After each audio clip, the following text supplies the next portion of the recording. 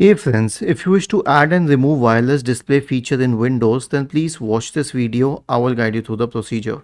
Now this option has been changed a little in Windows settings, but I'll help you with it. Right click on the start button, select settings from the menu, go to the system tab on the list on the left hand side. In the right pane, select optional features. Now corresponding to add an optional feature, click on view features, type wireless display. You'll find wireless display here. Click on next, add, and it will be added in a while. Okay, and once it is added, you don't need to do anything else. You don't need to install it separately or anything. It will get integrated into your system directly, and any application which uses it will be able to use it. Was this helpful? If yes, then please subscribe to the channel.